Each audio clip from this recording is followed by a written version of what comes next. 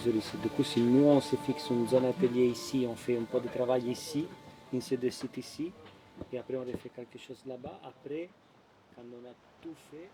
Le choix du site d'étude est important. Il repose d'abord sur sa pertinence d'un point de vue scientifique, mais doit aussi répondre à nos exigences de plongeurs. Son accessibilité, son exposition au vent, au courant ou à la houle sont autant de paramètres à prendre en compte pour le bon déroulement de la mission.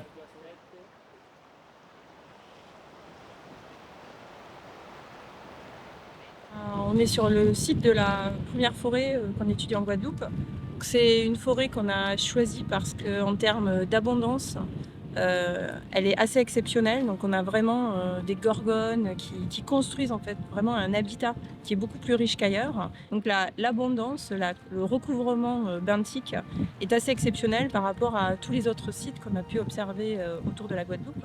Donc c'est pour ça qu'on a commencé à étudier cette forêt et de l'étudier en profondeur. Donc ce qu'on fait ici, c'est qu'on va d'abord regarder un peu la constitution de la forêt en termes de diversité, mais aussi en termes de démographie. On va regarder si on a des petites gorgones, des grandes gorgones, la taille des coraux, et ça va nous donner une idée en quelque sorte de son état de santé et de sa dynamique.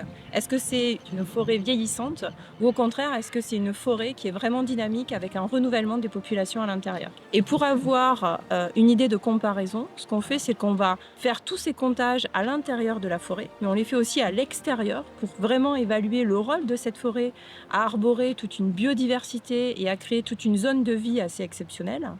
Et on va comparer aussi avec ce qui va se passer en surface.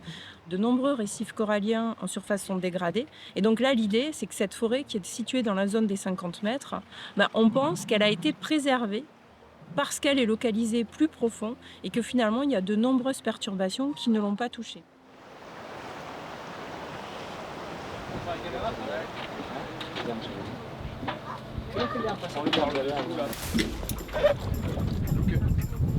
Il doit en rester un, c'est celui de Manu qui est là-bas, je pense.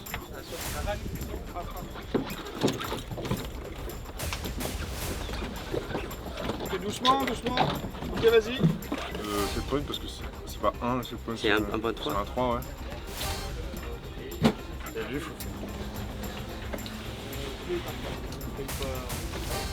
Allora, ça la metto in un filet.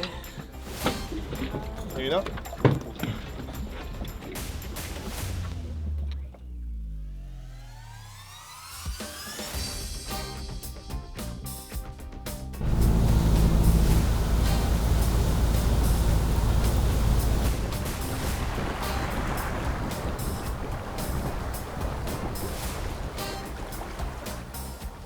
Pour étudier les animaux qui forment la forêt ou les animaux qui sont hébergés dans la forêt, les plongeurs vont réaliser des échantillons du coup de gorgones, de coraux, d'éponges, mais également des petits invertébrés qui sont présents dans la forêt. Et il y a également des mesures visuelles, par exemple des poissons et des comptages qui sont réalisés.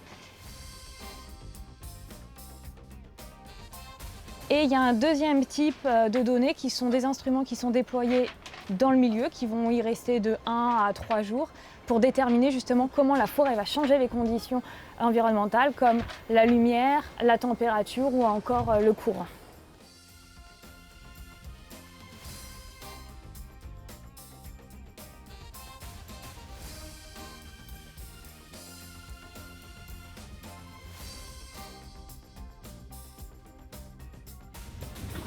Merci. Ouais, c'est super bien passé. Bien. Alors lui, on peut le mettre... On va le mettre de l'autre côté, non? Attends, il est mort. Ah, tout à l'heure, je l'ai trouvé parce que... Y aller. Thanks for cooking the animal.